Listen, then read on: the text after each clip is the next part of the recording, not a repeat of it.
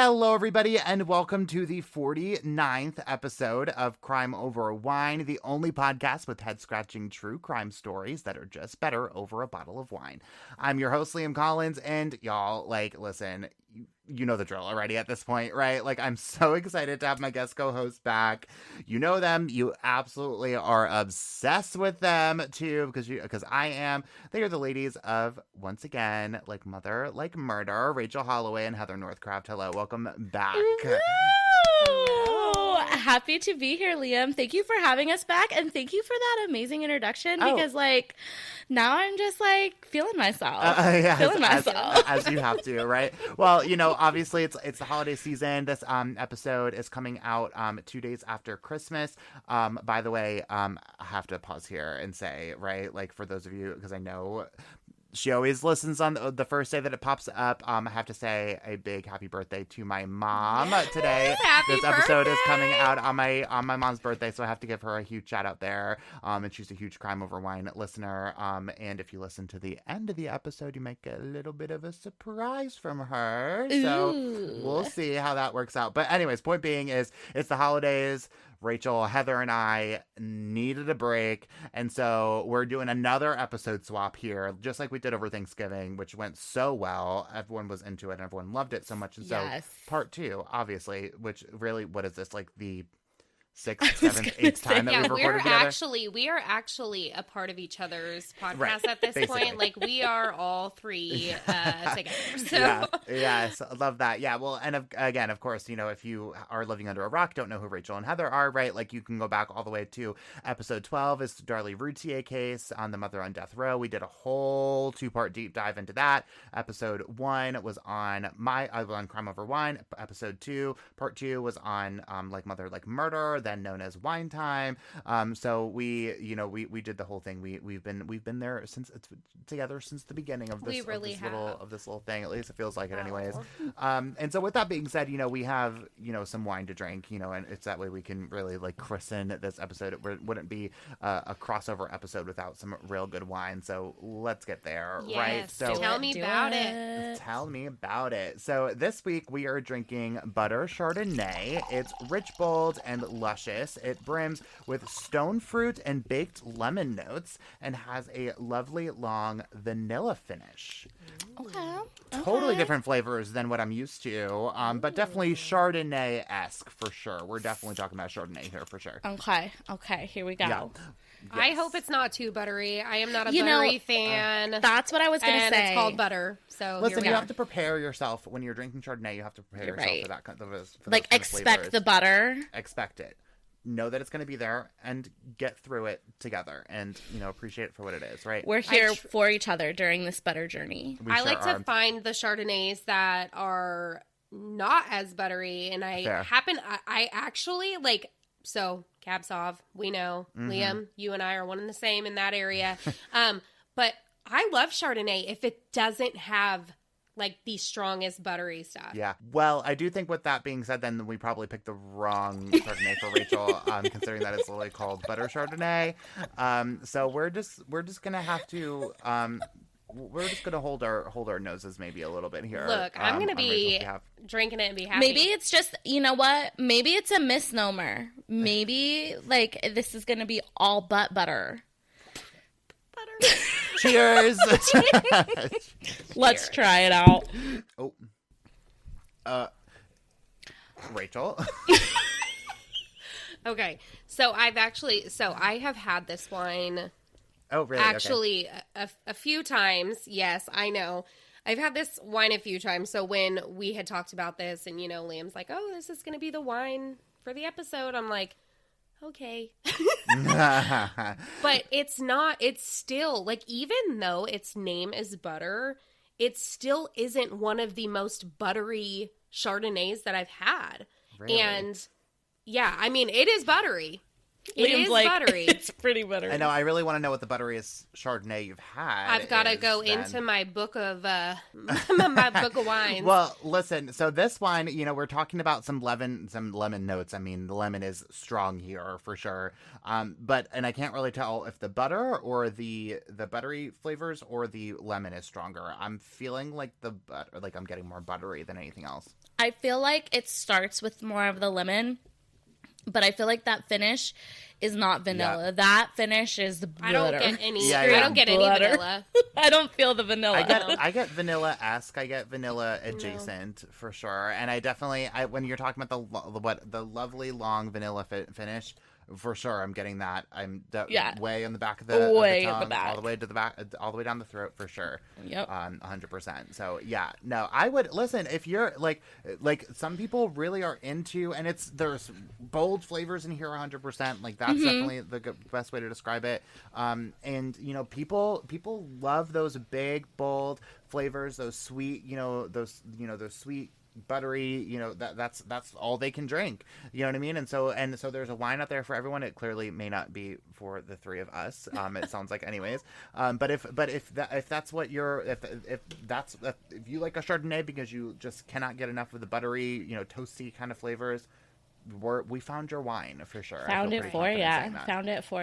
There you go. That's Craft Wine dropping the deets. Yes. So. And a book to come.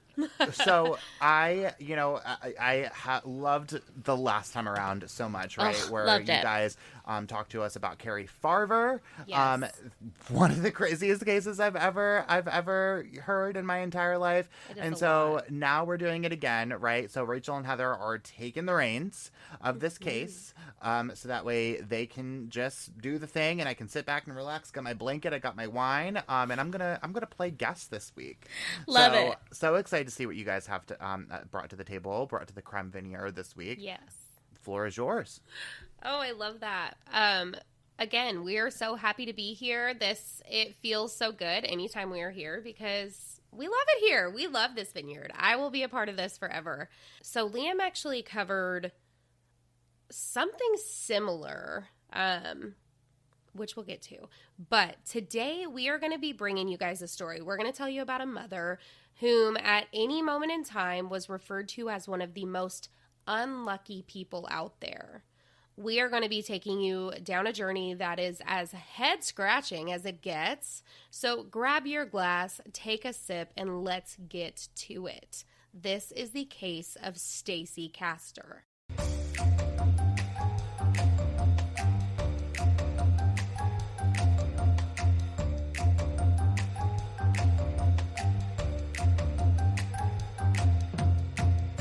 Before we begin, Liam, do you know that name?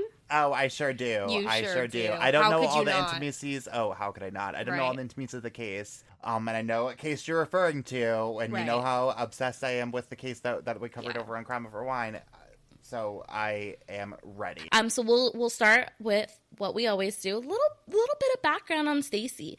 So she was born on July 24th, 1967 in Clay, New York, to Jerry Daniels and Judy Eaton. Her mom, Judy, she referred to Stacey as being a very curious kid and someone who was always asking questions about everything. I mean, there's a lot of kids who do that. Mm-hmm. And I can tell you as a parent, I've run out of answers. So when in high school, Stacey fell madly in love, as we do in high school, with her high school sweetheart, Michael Wallace. Okay, she knew that he was the one and that someday they'd get married, and that is exactly what happened.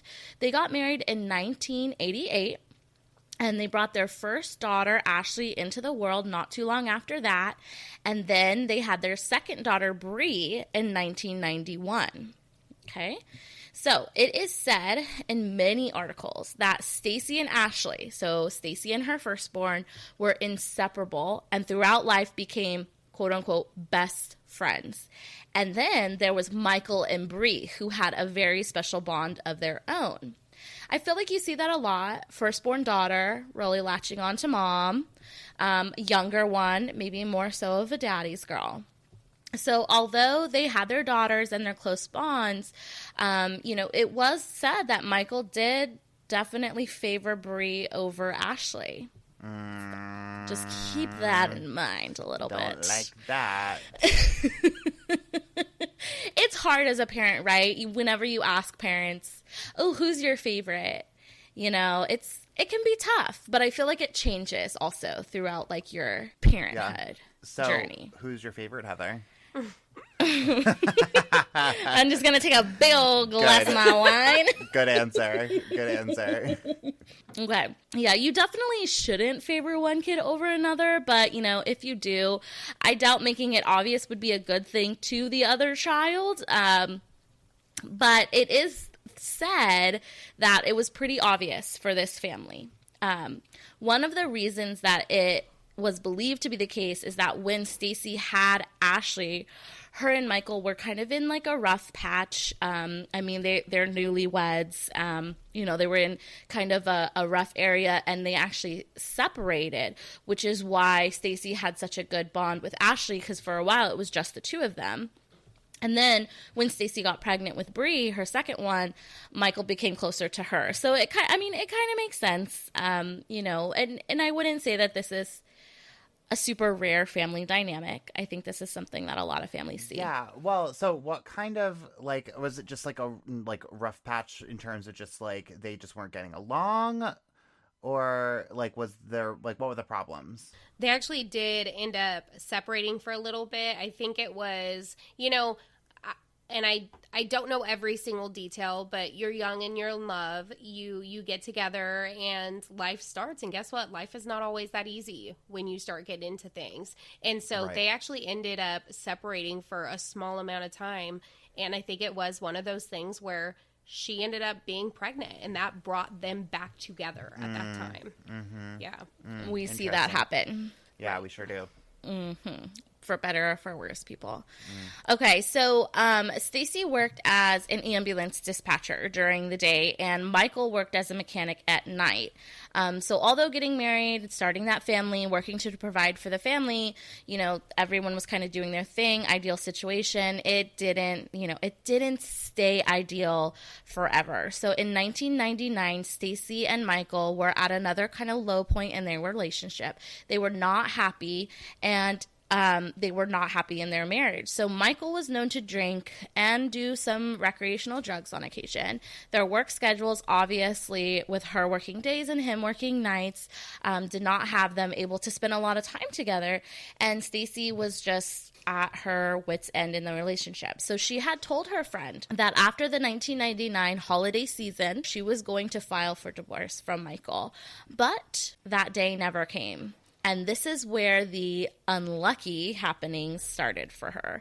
Because early in 2000, Stacey called the cops because Michael was found dead in their home. Oh, listen, I talk about this so many times on Crime Over Wine, right? I don't believe in lucky or unlucky situations when it comes to murder investigations or death investigations, missing persons investigations, any kind of crime. Frankly, I don't believe in those type of situations, period, right?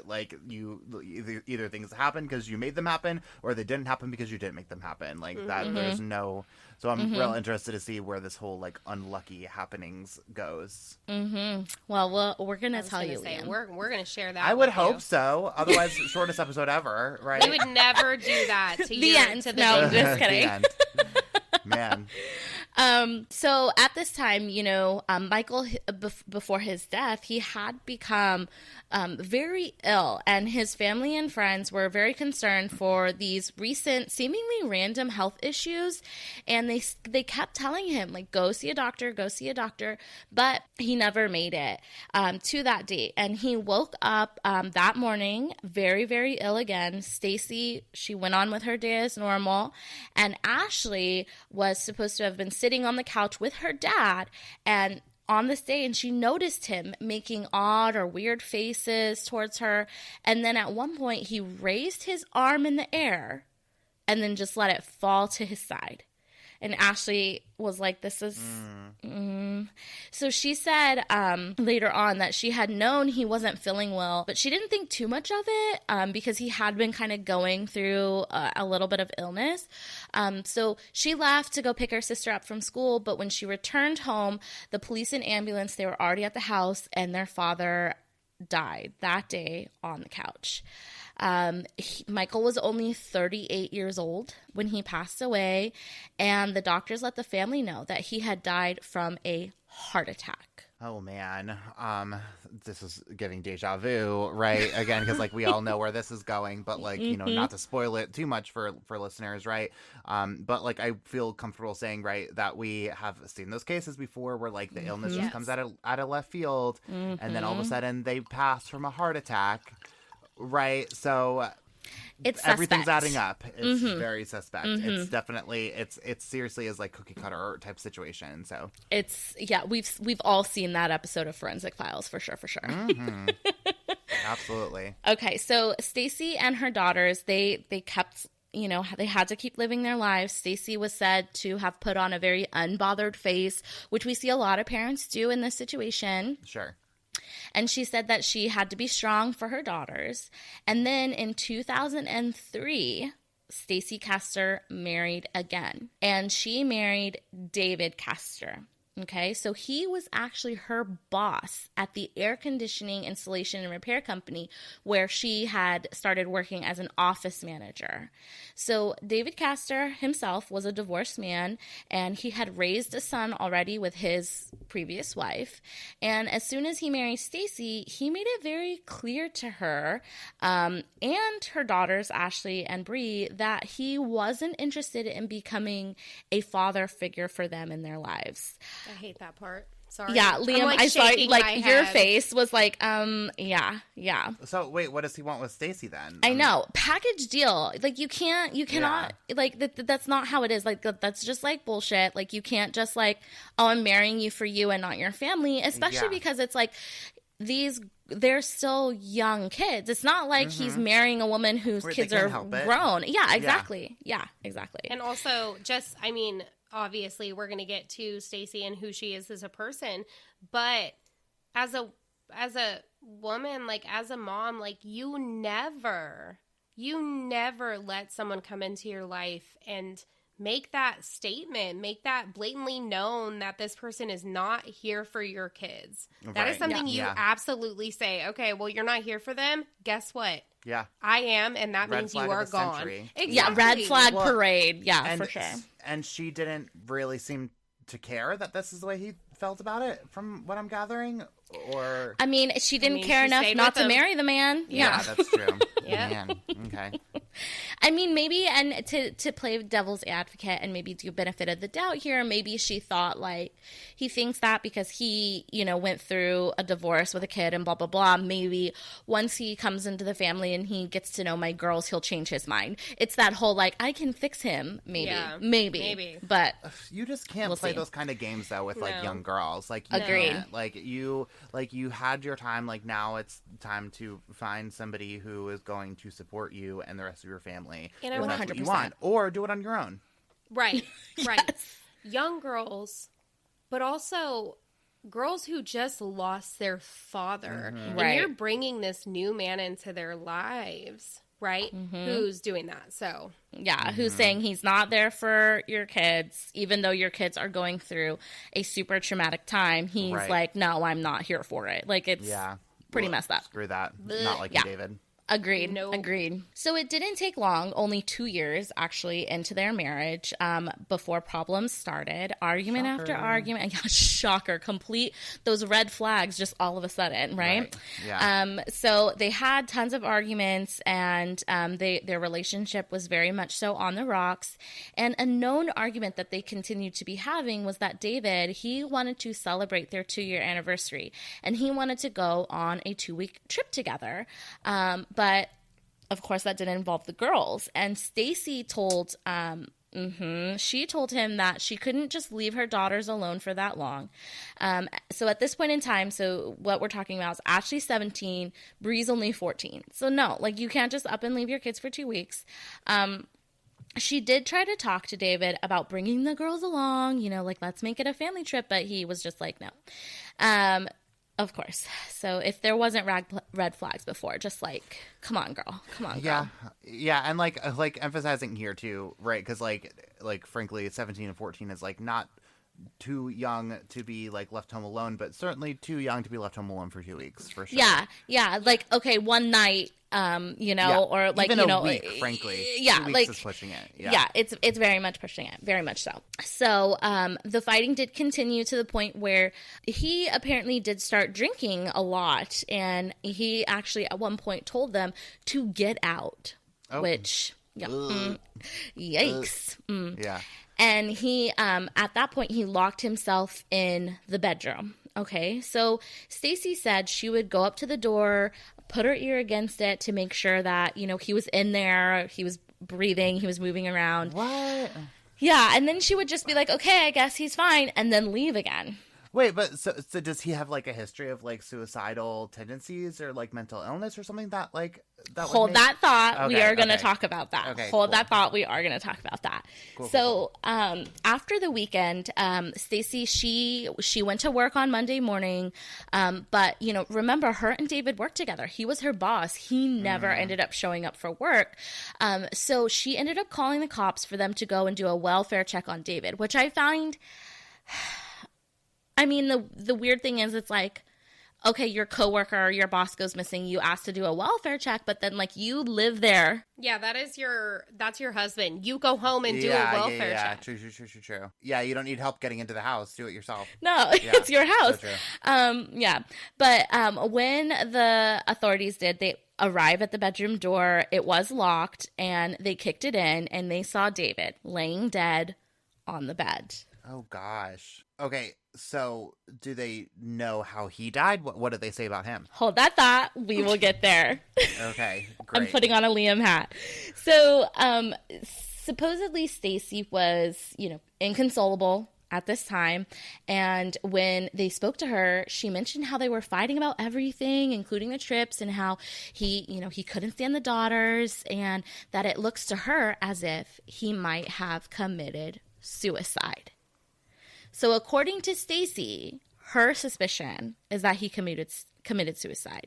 She said that his dad had recently passed away, and he was taking it very hard, and he had seemed different in the recent days. What? Wait, hold on. Okay, now, did the father actually die recently? Yes. Like, okay, that was a real story. Okay, because that to me is even a little bit more odd, though. Because why are you talking about like going on this big extravagant trip when like your father had just passed? Like, you. Okay. Yeah, some things aren't adding up, right? Some things aren't adding up. Yeah. So, with that said, they did do a detailed investigation of the scene, right? And they said that they did see David laying on the bed, that there was vomit around him and around the room, that they took note of different cups all around the room with different liquids in them, lots of alcohol bottles, and an antifreeze bottle at the end of the bed. Oh, gosh. Antifreeze in the bedroom. Never a good sign. Not where that belongs. Yeah. So they noticed that one of the cups also had a bright green liquid in it, and they believed that was antifreeze as well. Okay, well, so like going back to, again, so now we're at the point, like all my listeners remember very, very well Julia Lynn Turner, right? And so that's episode 24 of this podcast, right? And so if you remember from that case, they found all sorts of green liquid and green crystals and all that stuff inside of Julia Lynn Turner's ex-husband's and her ex-boyfriend's body after they had died. So evidently, that's where we're going, right? Yes, is what I'm imagining. So when here, we right? kept, when we kept referencing the other case, and when we were talking about the fact that it was like one of your cases was giving me Stacey Castor vibes, that is the case I was talking about. Yeah. It's very similar, very, very similar. For sure. So, so they started searching through the home, and they did actually find a turkey baster in the trash can of the kitchen, which they noticed had droplets of antifreeze and alcohol on it. So turkey baster that's weird, right? That's crazy. Yeah. So the coroner, he reports that David Castor's death, he agrees. He says it was a suicide, and he said it was by self-administered lethal dose of antifreeze.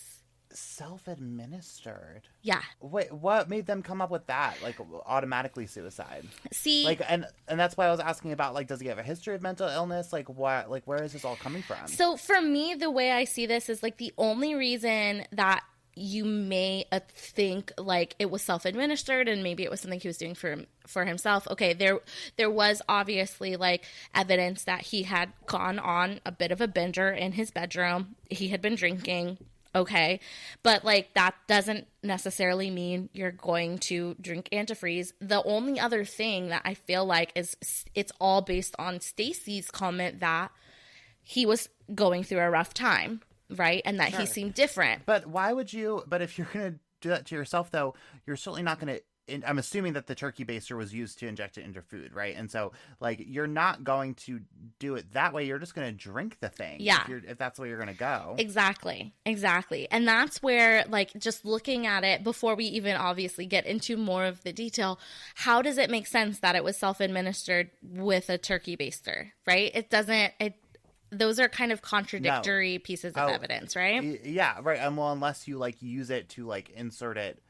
And that's when you said food. My thought, how I take it, is you're putting that as far down as possible to just. Yeah, true. I guess I could see that if you want to like bypass your gag reflex and your tongue, and so you don't have to taste it. And but it doesn't antifreeze, or am I thinking of a different one? Doesn't antifreeze actually have like a sweet smell and like a sweet taste? No, you're right. No, we talked about that in Julia Lynn Turner about how like one of the reasons that they think that she was able to get away with it was because she put it in Jell-O allegedly, and so therefore it just kind of like blended right in. Right. But I would still imagine, I don't know, again, never tasted antifreeze or smelled it or anything like that, but I would still imagine it's probably a pretty poignant, still chemically-esque taste, for sure, right? for sure. It's got to be. Yeah. It's got to be. Totally. I mean, it's a chemical. You think it would taste like chemicals. Right. Exactly. Man. So I think we need to pause and refill our glasses, I think, probably. Refill your glass, because we are about to get heavier. Yeah, let's do that. Crime Over Wine is sponsored by BetterHelp. As someone who's used therapy for years, I know that finding a therapist can sometimes be a stress on its own, juggling your full-time job, your family, your friends, your podcast, and trying to find the right therapist on top of that can almost feel impossible. That's where BetterHelp comes in. BetterHelp matches you with a therapist that works for you on your terms. It's online, it's remote, and by filling out a few questions, BetterHelp can match you to one of 33,000 licensed professional therapists in as little as a few days. And because finding a new therapist is a lot like finding a new bottle of wine, if you don't jive with your therapist, you can easily switch to a new one at no additional cost. You can get 10% off your first month of BetterHelp by going to BetterHelp.com/crimeoverwine. That's BetterHelp, HELP.com/crimeoverwine for 10% off your first month. Join over 4 million people who decided to get help and get happy with BetterHelp.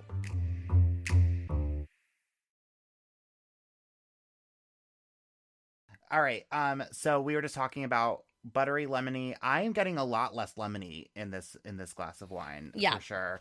But still pretty strong buttery flavors and buttery texture too. Like when you look at it, you can totally see that.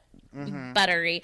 I think I was happy at the beginning because I was like, okay, I can really taste that lemon, and as long as I keep with that lemon and the butter doesn't get any stronger, I will be okay. But yeah, we're really hating on the buttery. Sorry, butter. Yeah. No, it's so true. Well, and I would also be, because I'm looking at it, and the wine itself is pretty yellow, right? It's a pretty strong yellow color, and so I feel like I need to do like a whole episode where I really kind of like dissect like what all the colors really mean, like how dark it is, what that does that mean, how light it is, what does that mean, that kind of thing. Yeah, and it's been, listen, so we were supposed to record this episode like a month ago, and so this bottle of wine has been sitting in my fridge for like a month. It has aged. Same. I don't know, it's been taunting me for a long time. Same. Is the point. Every time I open the fridge, I feel like it's staring at me. I know, it's staring right at me for sure. I already drank that bottle, so Joel had to buy this one today, so it's fine. Yeah.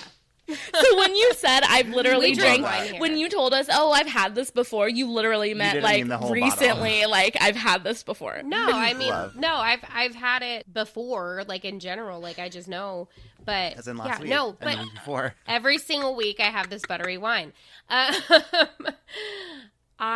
So when you guys were talking about it and you're talking about, you know, it being smooth, I'm so against that. I don't know why, but I just don't like drinking a wine that just slides down. That's fair. Linger. I want it to like coat my mouth and just so be there, you know? And this is no, just I feel like, that. okay, well, bye. and that's what a Cab Sauv is for sure. Yeah. Like Bordeaux, Merlots, exactly. like that's it all lingers. you're thinking of. Well, with that said, I would like to say that is actually one of the things that I truly love about Crime Over Wine, because even though we know you love your Cab Sauv, I love hearing about the different out. things. Yeah, and exactly. And I feel more adventurous. And how many times I have shown up to like a wine store or to go get something, and I open up Crime Over Wine and I do a little scroll and I go, okay, that's the one that's today. What Crime Over Wine is supposed you to know, be. exactly. That's exactly what it is for me too. Yeah, so love that thank for you us. that. Okay, well, we're like really in the thick of this case, right? Like we're about to get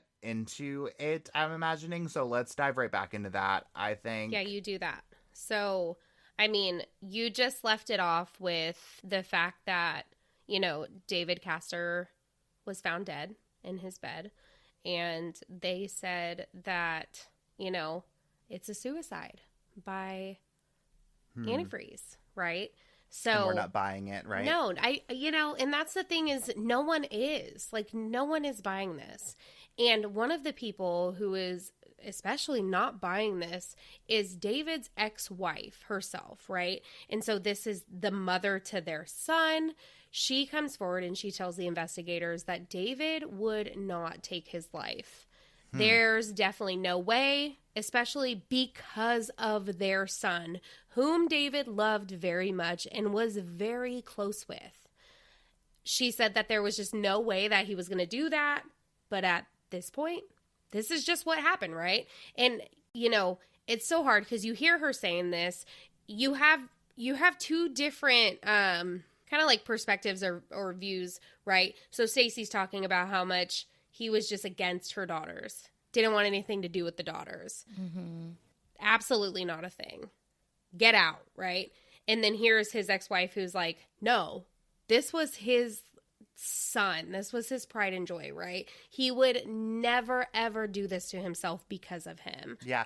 Well, and I have to say too, because I kind of go like a little bit on both sides here, right? Because it's like at the same time, like, so this kind of goes to like two different Crime Over Wine rules that like I live by, right? Because like that like are very much so contradicting each other here anyways, right? Because it's like, it's the rule one of like the people who are around you who know you the best, who are saying that this isn't like investigators should probably listen to that to a certain extent, where it's like if there's no sign of mental illness, no sign of suicidal behavior, then you probably should listen to right. David's ex-wife right. to say, well, okay, something's not right here. But at the same time, then the other Crime Over Wine rule, right, is like you don't know anybody 100%. You don't know anybody, even the people you're absolutely closest with. You just don't know those people and what they're going through and what's happening and, you know, what they're doing when you say goodbye for the night. Like, you just don't know. And so maybe there's something weird happening that, like, right. Is pushed him over the edge, right? That or his parents dying, and maybe that was just the straw that broke the camel's back because of all the other things that are just piling up in his brain. So I don't know.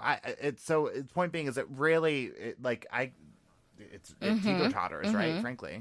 And that's such a good point, because it's like Stacey's saying one thing and she's the one that's actually been living with him, right, for the past couple of years. So like if okay, like maybe it makes sense that like she quote unquote knows him better. But then also when you raise a child for even however long with somebody, him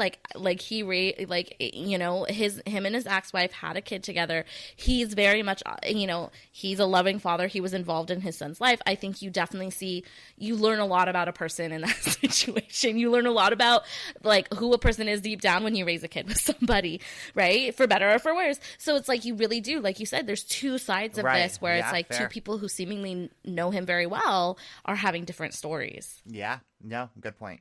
Yeah, we're going to get into it, though, because so Stacey, at this point, she has lost 2 husbands, and her daughters, Ashley and Bree, they lost their father, and now they lost their stepfather. And the investigators begin to think that either Stacey, like I said, like we mentioned at the beginning of this episode, is either the most unlucky person, right? The most unlucky wife, losing her husband and then her both husbands, right? Or something else is going on here. The detectives begin to look at David Castor's death as a possible homicide. Wait, what makes them want to do that?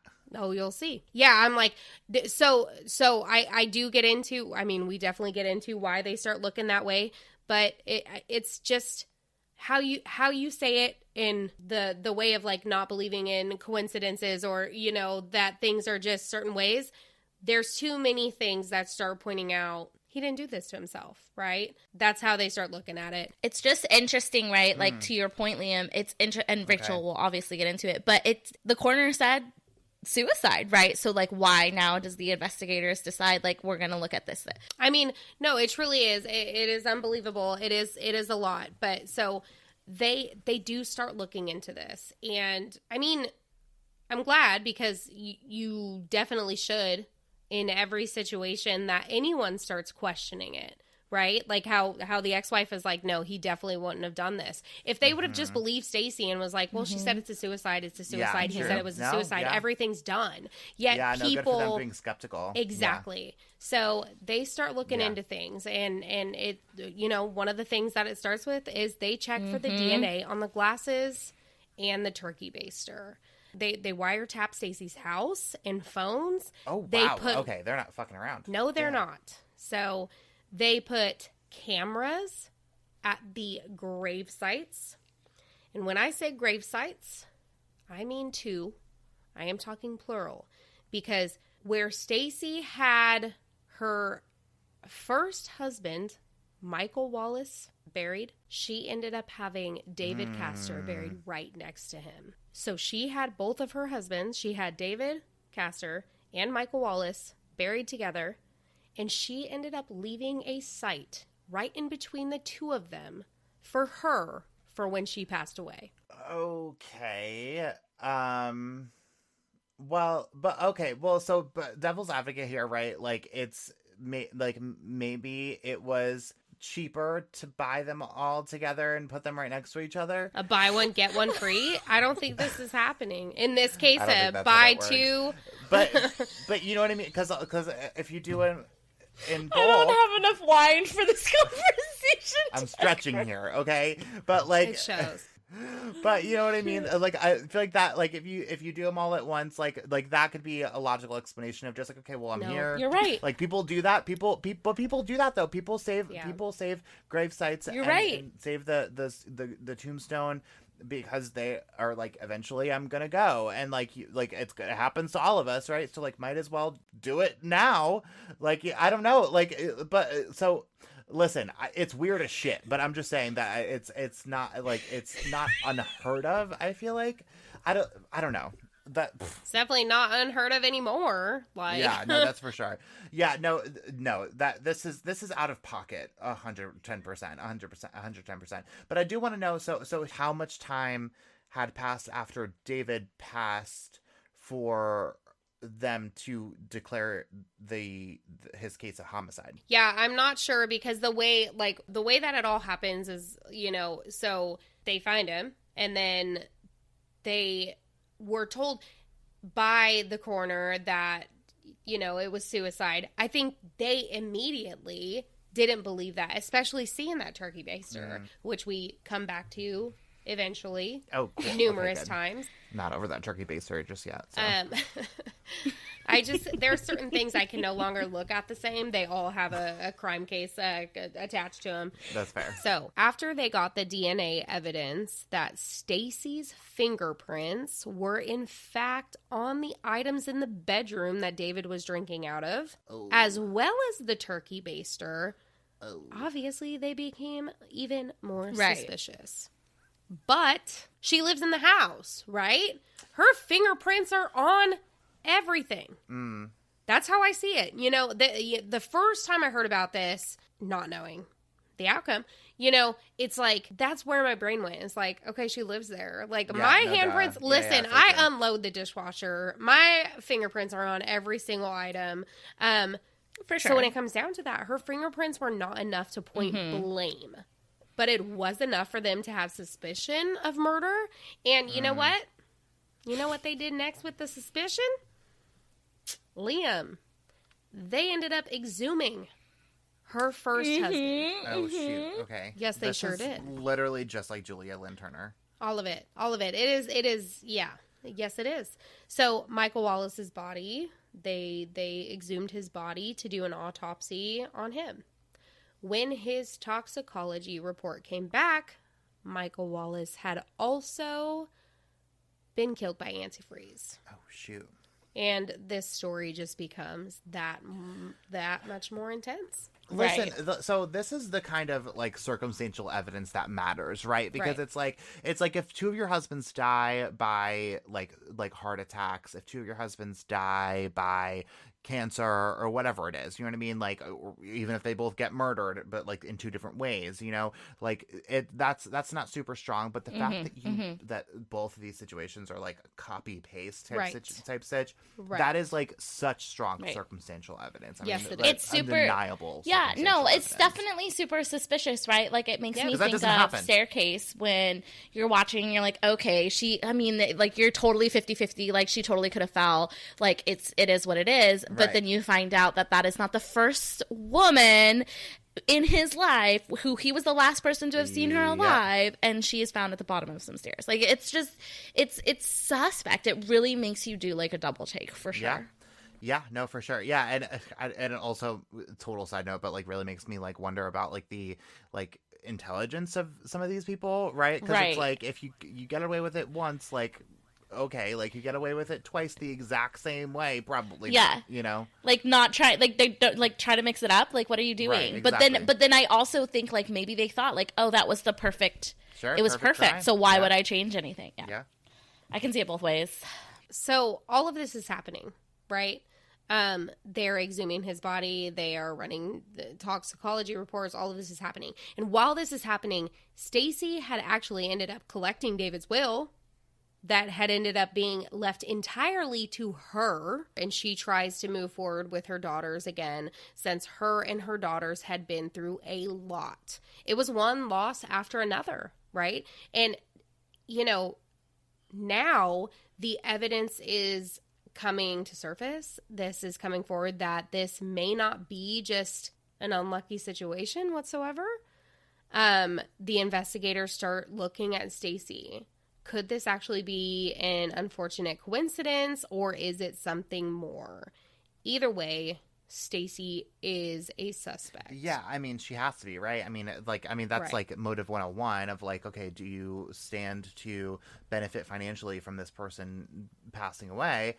Okay, well then then at the very least we have to look into you to see if you could have done this. Yes. But also I just have to say, because like you were saying about how she took the money, went to go out, like support her daughters who've been through now not one but two traumatic situations of loss of a father figure of some shape or form, even though David, rest his soul, didn't really seem like the best father figure in the world, but well, like, to them, to his own kids, no, right. fair point.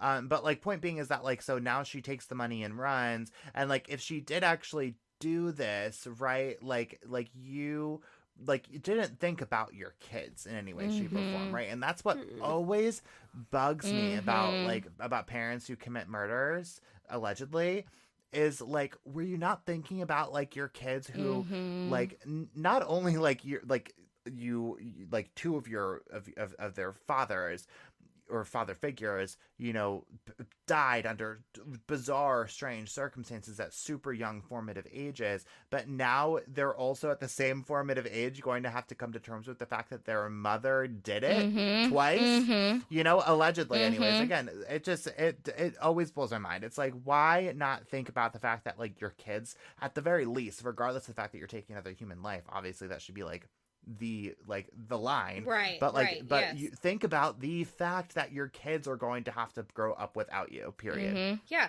you can hate someone more than anything, right? But you can also love someone more than anything. And which one is bigger? Right. Which one is greater? Right? Exactly. And ultimately, that's what it comes down to is the fact that I'm not going to do this because I love them so much, and they deserve me, and I need to be everything for them.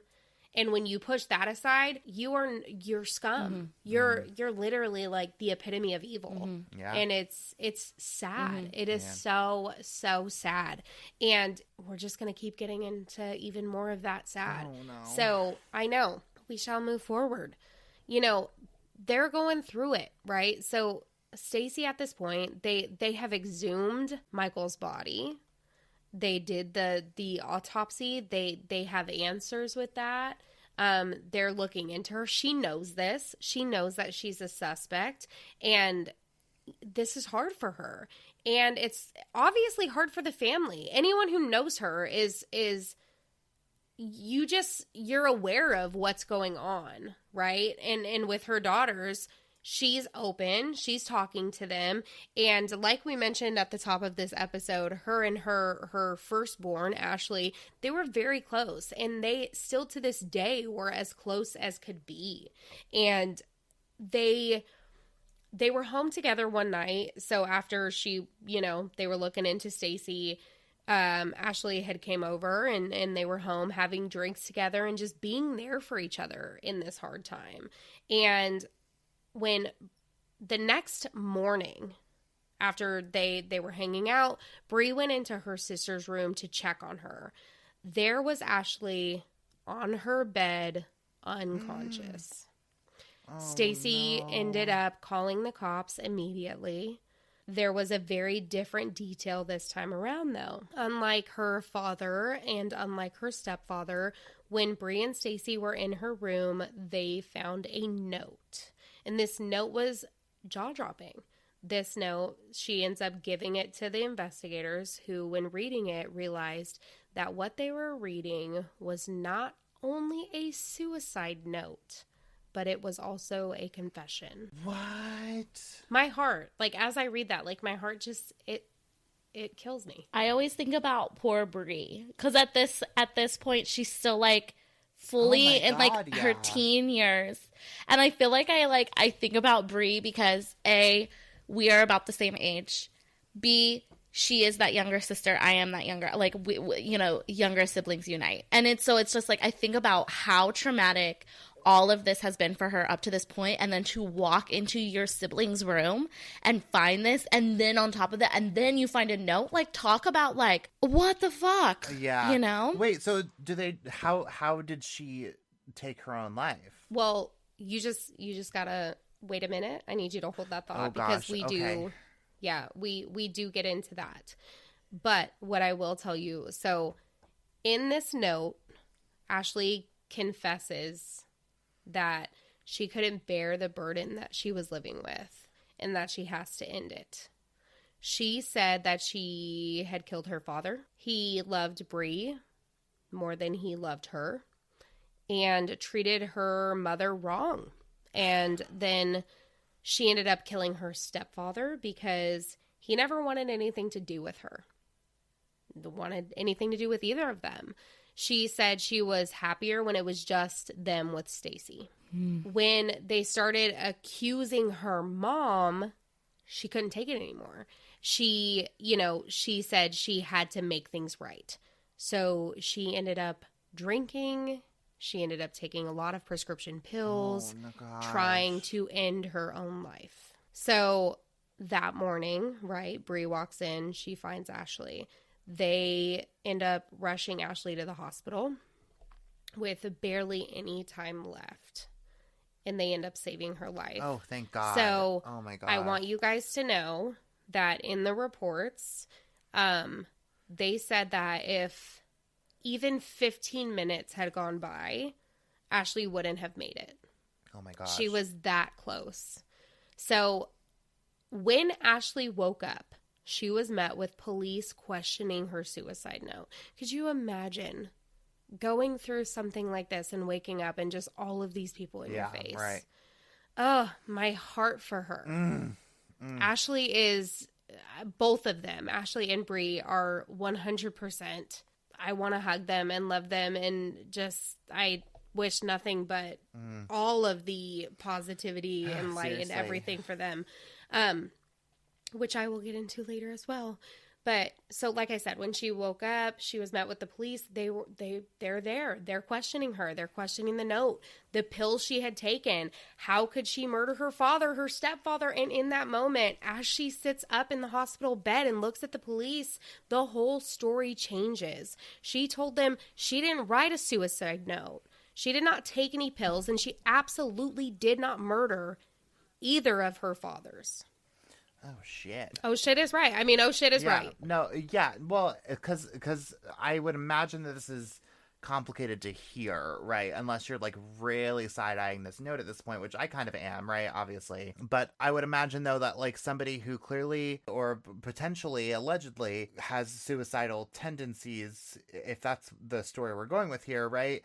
Like maybe isn't the most reliable at this point. True. Like after, and especially like if you're like, I'm sure you're on all like coming off of all this situation, like you're still in the hospital, you're coming to here, and she makes this kind of claim. Like I'm sure it's potentially very hard to believe, at least initially, right? Yeah, I mean, there's absolutely. a lot of evidence in general about, you know, people in the aftermath of a suicide attempt and just like the you know, what your brain and your body is going through. So yeah, like, I mean, definitely you could be really like on the fence as to like what's the real story here.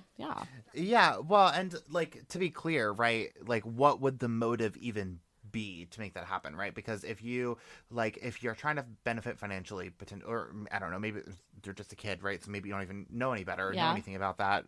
But like if you want to benefit financially from your dad being gone, then like that money's gonna go right to Stacey anyway. So like what, like that, you're not getting a dime of that unless your plan is to like go after your mother. It's just weird. It's just weird situation. I don't know. It's unraveling, obviously, right? It is. It really is. And we're not even to the end of it. Oh gosh. Okay. So, you know, she's just baffled, boggled, like what is going on? But she continues to tell the police about the days leading up to her hospital visit. And as Ashley is talking and giving all of the information to the police and investigators, Stacey is outside of Ashley's room demanding to be let in. Do not let her talk. Let me see her first. She needs me in there. Stacey was losing it. But why? What could Ashley say that Stacey didn't want her to? Any guesses? Well, I definitely have a guess or two also, but Ashley's the older daughter, am I right? Yes, she is. So at this time, she's either 18 or 19. Yeah. So frankly, they don't have to do anything with Stacey. They definitely fucking don't. Yeah. And they definitely fucking didn't.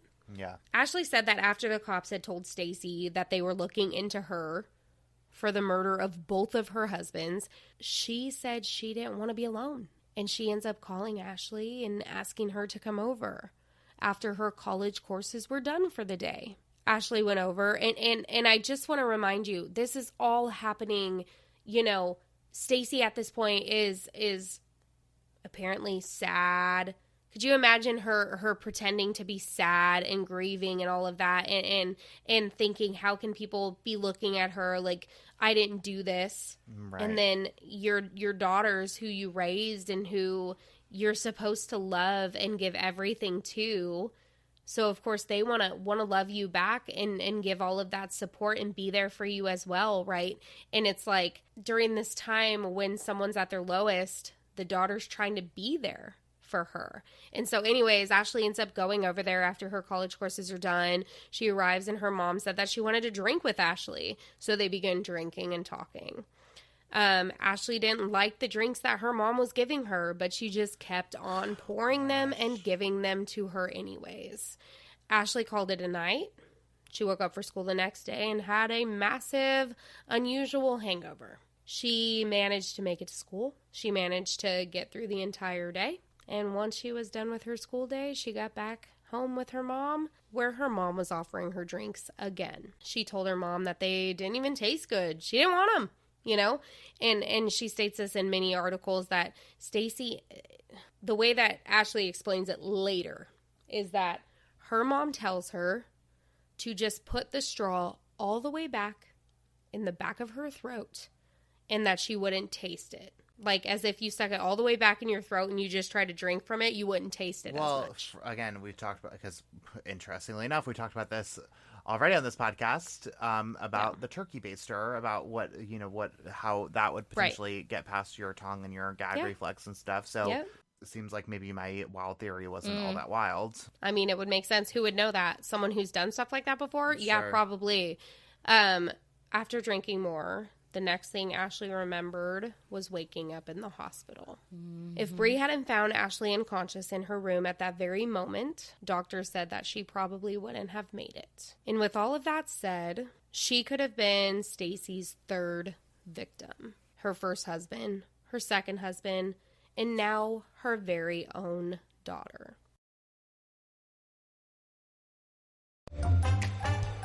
Get ready for that big test with Study.com. Study.com offers learning materials and test prep, even LSAT study prep guides for all of my legal nerds listening.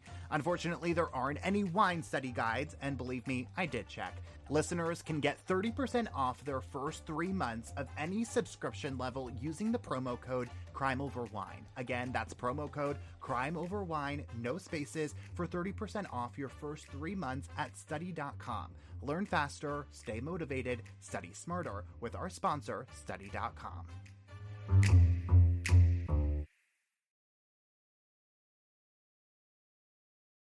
For 2 years, they end up gathering all of the evidence against Stacey.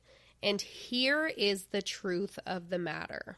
So all of those things, Liam, that we said, hold on, wait for it. We'll come back to it. Don't worry, we're coming. Good. I wrote them all down, so I wasn't letting y'all off easy. I was going to say, please let me know if I don't.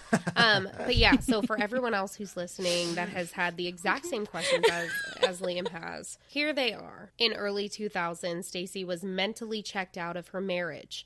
But why get a divorce when she could kill her own husband and collect the life insurance? So she ended up adding antifreeze in his drinks.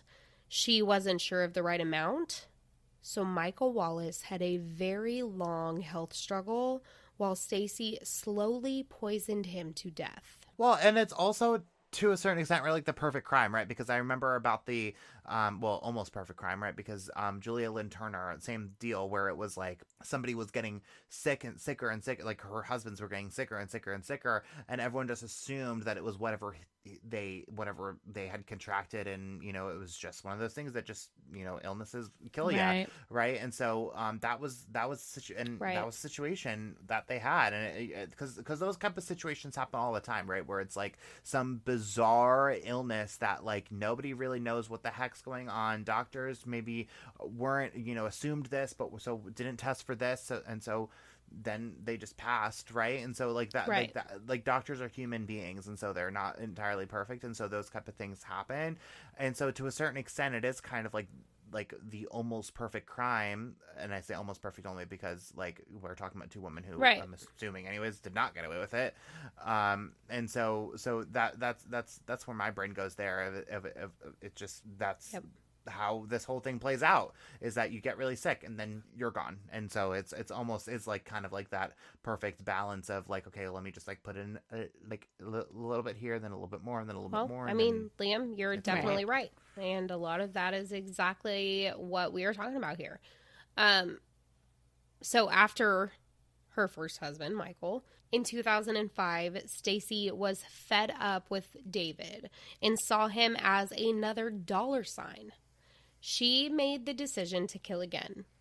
After fighting and fighting and fighting, she forced David to drink alcohol mixed with antifreeze. And when it wasn't good enough, Stacey used a turkey baster to speed up the process by forcing the drinks down his throat. Oh, gosh. This murder was much faster than the first. The investigators did become suspicious of Stacey at this point.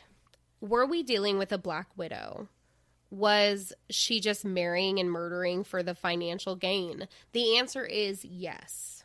She had David's will forged so that she could collect all of his life insurance because everything in his will at the time was going to be left to his ex-wife and son. Yeah, say it. I can just see you holding on to everything that you need to hold on to. Oh my God. Doesn't it make perfect sense, though? Doesn't it make perfect sense? Because the minute that they, like, it was known that he didn't want to be a father figure to the girls. It was known that he was still very much attached to his son. Mm-hmm. So, like, when they see a will, and they had only been married for a few years at this point, yeah, and right? they're having problems. Yeah. And they're having problems. So, like, the minute you see a will and it's made out to her and not like his son, you would I mean I would immediately be suspicious just from that fact alone, right? Yeah. So did he have a will at all, do you know, or did she just make it from the beginning? Yeah. He had the will and she changed it to make don't like that. Oh, let me give you some more that you won't like. They put cameras, like I mentioned earlier. I mentioned earlier that they put cameras at the gravesite. Of both husbands at their sites, right, since they were together, in hopes that Stacey would give a confession or somehow give herself up when visiting. But she never even visited their gravesites once. So Stacey, that's a telling. I don't want to say it's a tell in itself, but it's kind of like, I don't know, it's so hard. Yeah, and like it's so hard to think about. Sure. Like, but here's the thing. Maybe there's people who, don't go visit very often. Maybe there's people who go visit every single day. I have a feeling if you have the thought process to put two people right next to each other, your plan is to be visiting them. Yeah. Yeah, that's fair. And that's my thought, too, is like you don't go through the trouble because that had to have been a freaking fight, right? Like that had to have been a point of contention between Stacey and the ex-wife and the son, because every time the son and ex-wife go to visit, like if the son goes to visit his dad, he doesn't, like, wouldn't he be like, I'd prefer my dad be, like you know what I mean? So like, that had to have been a point of contention. Yeah. And so like if she's specifically doing it and placing it to her convenience, meaning it's next to her first husband, you would kind of think that like it's meant to be, she did it for, like, to be used, not just to, like... Yeah, well, but also, like, listen, and maybe this makes me a bad person, but, like, I don't think I've ever visited anyone at a grave, you know? See, but that's why I was stressing so much on the fact that she had this thought to put them together in the first place. Because, like, I know people... Right. Exactly. Right, true. If it matters to you that much, yeah, so true. Ever. Mm-hmm. I know people who visit every single time they go into that area. Yeah. The investigator, he ends up asking, what did you just say? Like, what'd she just say? And Stacey said, she looks at him and she's like, the interview is over. That was that. But before she left, so she says the interview's over, right? Because she just totally gave herself up. But before she left, as she was walking out of the room, Stacey saw her case folder and she saw a picture of the turkey baster. She looks at the investigator. She ends up asking what that picture was all about. And the detective said the interview was over. Remember, we will be talking with you shortly. So he was very done with her at that point. Okay. 2007, Stacey invited her daughter over. In a state of distress, being confronted as a suspect in the murder of her husbands, she devised a plan to set up her own daughter by killing her and then leaving a suicide note next to Ashley's body, confessing that she was the one who poisoned and murdered both her father and stepfather, letting Stacey off. In the suicide note, she had said that she poisoned both of them using alcohol and antifree. If you remember, Stacey in her interrogation referred to antifreeze as antifree. And now in this correct. Wait, she spelled it wrong? In this typed suicide note, antifree was mentioned 4 times. It's not a coincidence. Stacey, she had invited her over. She crushed pain pills. She put them in the drinks that she was forcing her to drink. She typed up this suicide note and she left it next to the body of her daughter, leaving her to die. And I say that, and I say leaving her, and guess what? Luckily, Ashley fucking lived, okay? She fucking lived, and living, she was able to set the record straight. On February 5th of 2009, Stacey Castor was arrested and charged with second-degree murder of David Castor and of attempted second-degree murder of her daughter, Ashley. In March, at her sentencing, Stacey was sentenced to 2 25 years to life sentences for David and Ashley, and a 4-year sentence for forging David's will. You gotta add that on. 100%. You do. So, a total of 54 years to life in prison. I do not understand why she was not sentenced to life, but it ultimately doesn't matter because Stacey she died in prison. Liam, she ends up having a heart attack in 2016. Man. There are no coincidences. No. There are no coincidences. Well, listen, because, again, Julia Lynn Turner, this is, literally almost copy and paste, except Julia Lynn Turner at least had the decency to not try to kill her own kid, I suppose. So, point in her book. But, same situation, right, where it was, they thought that she overdosed on, on medication in jail. Mm-hmm. Same thing, where it was, the irony here. Right. Is not lost on anybody, right? It just makes me, I have it here where it's just, karma though, right? Mm-hmm. Her first husband, it's heart attack. Guess what? It wasn't. And it's sad to say because I never, I don't want to wish bad things on anyone, but you died by a heart attack. And here we are. Okay? I'm going to ruin your guys' night. No, don't. Uh-oh. So, yeah. Okay. More? More. Now, I know that this is going to wreck all of us, but I'm going to play part of Ashley's statement in court when her mother was found guilty. The biggest question I ask is why? Why did she do these things?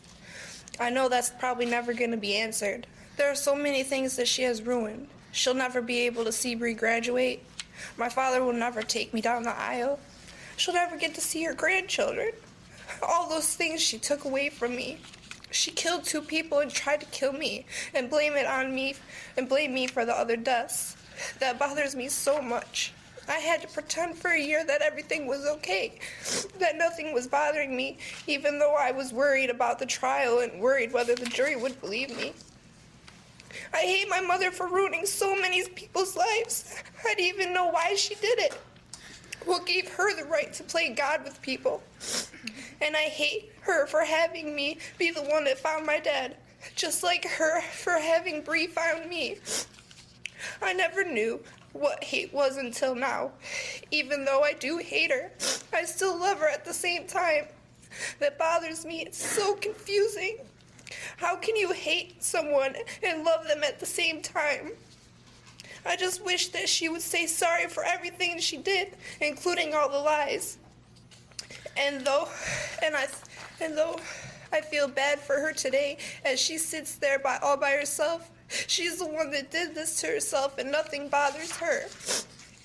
After my mom is sentenced today, I'll go back to my loving home with people who care about me. She's not gonna go home. And if she hadn't chose to do these things, she could be home with me and Bree. She would not have to worry about anything. I've cried enough tears about this, and I don't want to cry anymore. I just want it all to go away, but I know it will never go away. I have to live with this for the rest of my life. There are times when I get afraid, thinking I might turn out like her because she was good at one time. But I know I won't, and I know I could never hurt my children like she did. I hate how she tried to make me look stupid in that note that she wrote. I've tried so hard to make something of myself. I have a 3.9 GPA, and still she tried to make me look stupid. But Mr. Fitzpatrick made her look stupid with her lies. I hate how she made people choose side in our family with our friends. Bree and I are children. People are supposed to stand up for us. But she's an adult, and that is the decision she made. I think about this at night, and I can't even imagine what's going through her head. All the things that she can't do. I had all these fears about if the jury hadn't believed me. What if she got out and tried to hurt me again? Or what if she tried to hurt my sister? I didn't kill anyone, and I didn't try to kill myself. I would never leave my sister or Matt. I just don't understand how you can say you love someone and in the next breath try to kill them. I wish she had told me what was going on. She was my best friend, and she took that all away just because she got scared. Well, I was scared too when I was in the hospital all by myself, and I wanted my mom. But she was the one that did this. Man. Oh my God. That is so rough. Yeah, that's a hard one. I know, I'm sorry. I contemplated playing that. I didn't want to play it, but I feel like it shows so much. Oh yeah. And I mean, ultimately, like, we tell these stories and we get into things, right?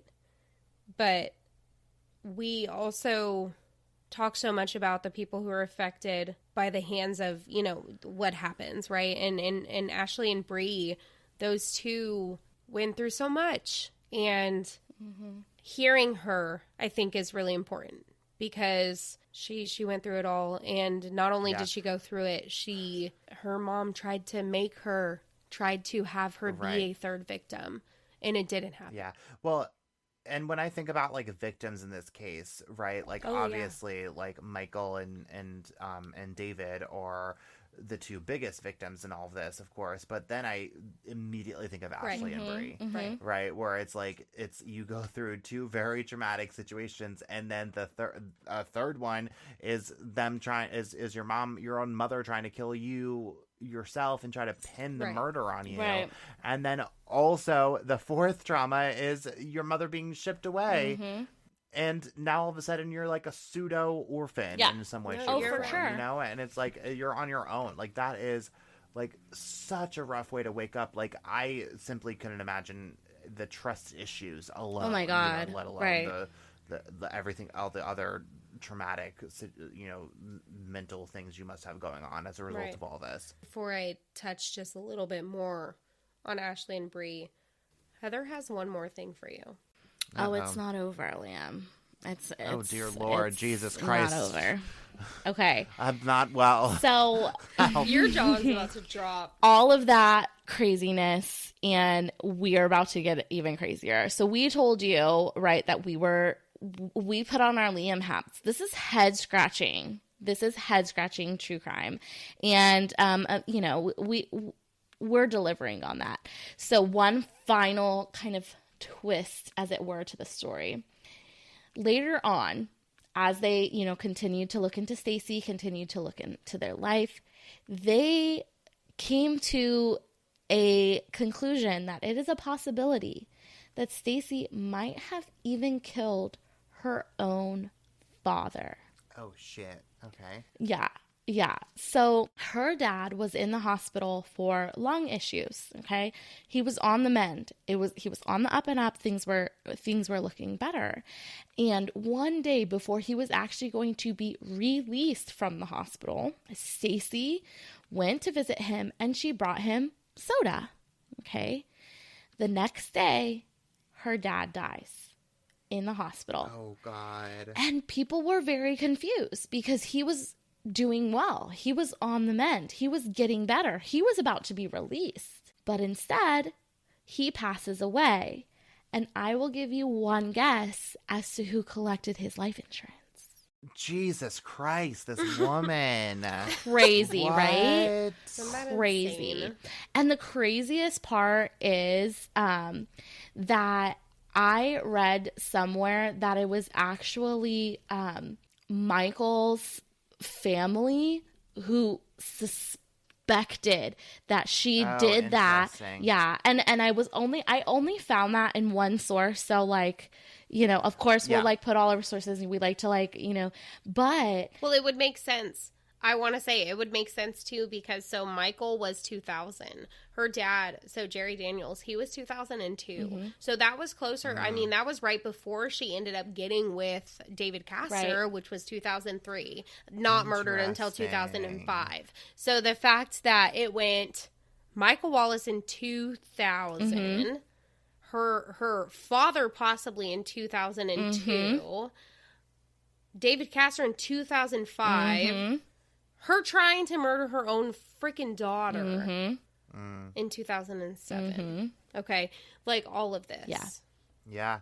Listen, if you're capable of one, you're capable of all of them as far as I'm concerned. Right. Like, not so that's enough to like put someone away for it, but it definitely is enough to, I think, probably safely point the finger. Oh, yeah, for right? sure. At the very least, for us to safely be on this podcast saying, she probably did it, right? Like that's kind of that's where my right, like I like again, like not to like accuse someone without having them be fully convicted, but like again, like if you're capable of one, you're capable of all of these things. Like you're capable of evil if you're capable of evil. Yeah. You know? Well, and to on top of that, like the pattern of the financial gain after the fact, like I'm getting the life insurance, like that just makes it all the more like whew. Oh man. Okay.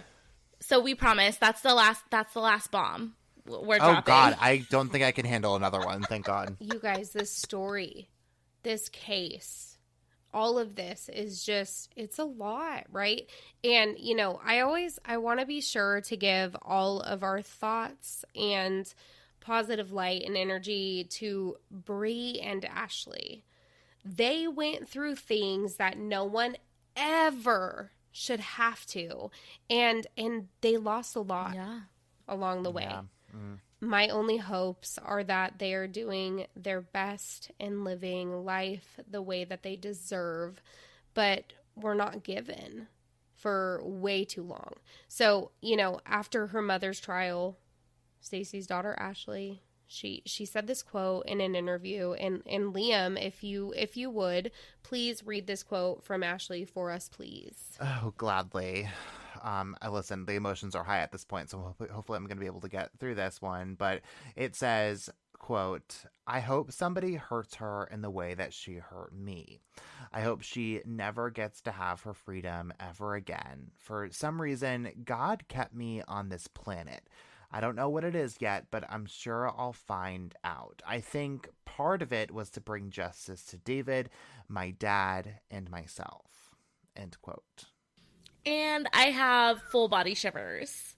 Yeah. Like, that's right, Ashley. Like, you're a freaking survivor.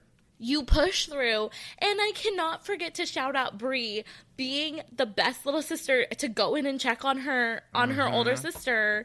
Like, it's so funny because they're both at this point teenagers. I can just imagine Bree going in and like not like maybe not expect, like I'm guessing, well, definitely not expecting to see what she saw, but like maybe going in to like borrow a shirt, do little sister things, and then to be thrown into this situation. So like shout out to you too, Bree.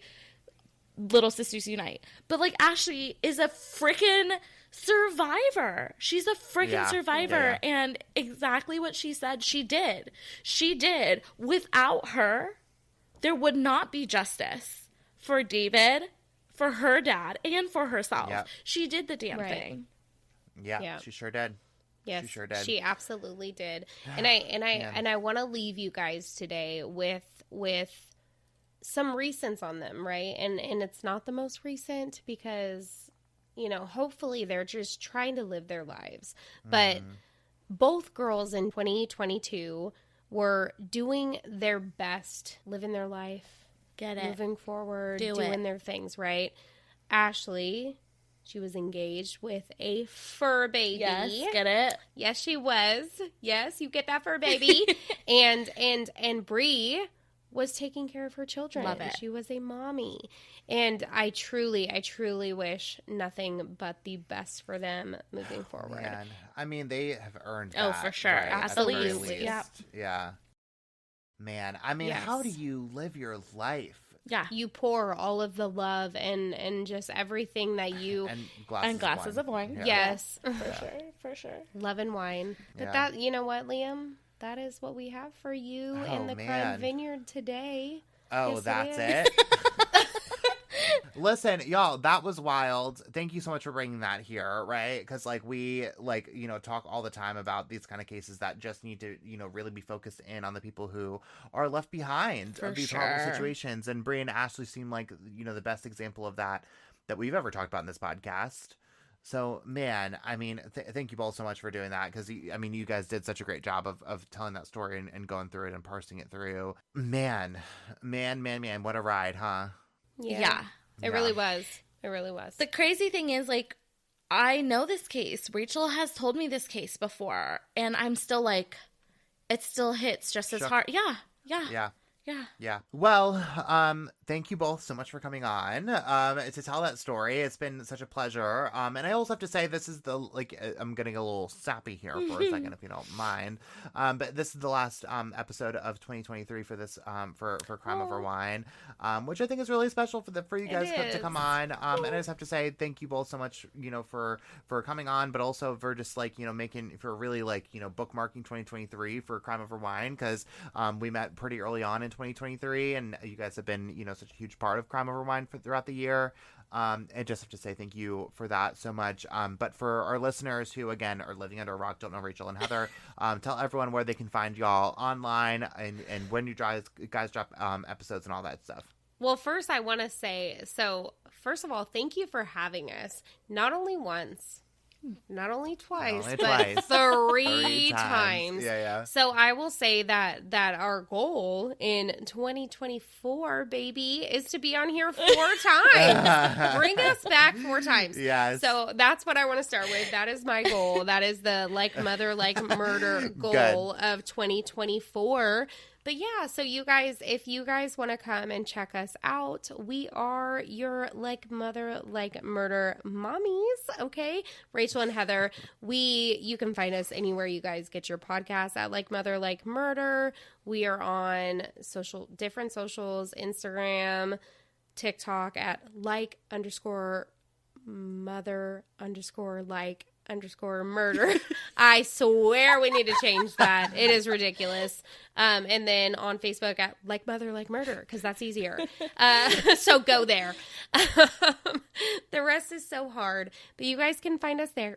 And we're here for you guys. And we love Liam, and we love Crime Over Wine, and we love being a part of the Crime Vineyard, not only as, you know, guests. The honorary president and vice Love president. it. Right, correct. Not only as that, but as true fans for of, sure. you know, his work and what he does here every single day and every single week. So we truly enjoy it. Heather, go ahead. Go off, I was girl. just going to say the last thing I'll say is, like, definitely come over. If you love Liam, come over to Like Mother, Like Murder, because I swear we talk about him every episode. I'm not even joking. We talk about how amazing Liam is every episode, and honestly, our podcasting journey would not be the same without you. So we love you. Thanks. It's been a pleasure. 2023 has been great because of y'all. So love that for you guys. Well, again, so new episodes of Like Mother, Like Murder every Tuesday. And thank you both so much again for coming on. It's been an absolute pleasure. Love you both so much. And thank you all so much for listening. Also, we are going to put all of our sources on our website so you can read everything for yourself and probably come up with a few theories too. And if you are just loving this podcast and you're just looking for a way to tell everyone and anyone about it, the best way to help people discover this podcast is by leaving us a 5-star rating and a review wherever you are listening right now. So happy New Year to you all. Make sure you follow us on Facebook, Twitter, and Instagram. And if you're wondering what we have in store for you next week, here's a quick sneak peek. Hello, everybody. It's Liam. And I'm Liam's mom. Next week, I am finally joining the Crime Vineyard to talk about an infamous case that changed the way over-the-counter drugs are sold. Who really is the Tylenol killer? We will tell you that, or maybe we won't, next Wine Wednesday on another episode of Crime Over Wine.